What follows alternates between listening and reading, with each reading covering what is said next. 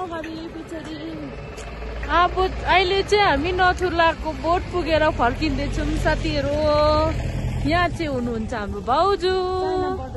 A China border पुगेर आएको कि यति बेसी भिड हो। अनि फोटो खिच्नु पनि नपाएर चाहिँ हामी बाध्दै आएको। भैया के साथ भी बाजा, भाउजू के साथ भी बाजा। भाउजूले त मलाई यति बेसी गरायो आज चाहिँ नि।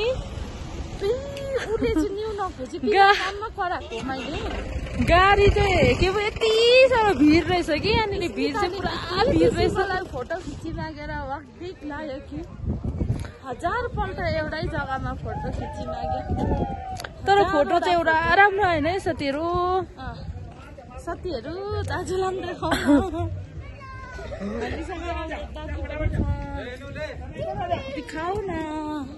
दाजु त अगाडि छ। फेरि एक बार उसको मुटुमै बसेछ नि माया थाहा नै भएन।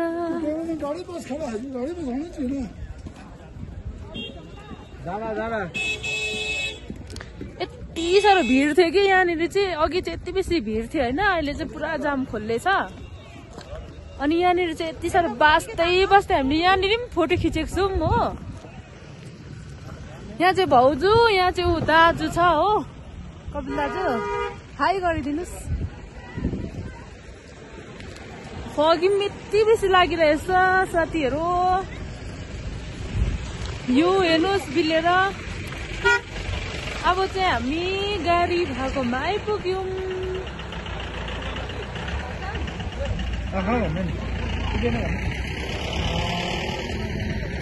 तपाईहरुलाई कस्तो लाग्यो यो चाइना बोर्डर?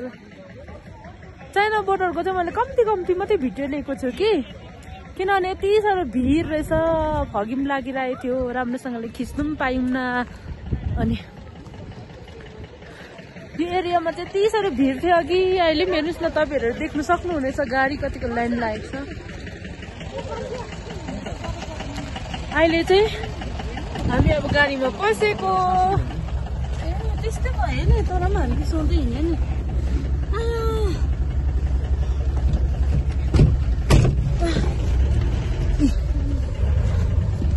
अब भयो तिम्रो भिडियो राख। अब चाहिँ हामी गाडीमा पनि चढिसक्यौँ। अब चाहिँ हामी गाडीमा पनि चढिसक्यौँ। अब चाहिँ जाने हो।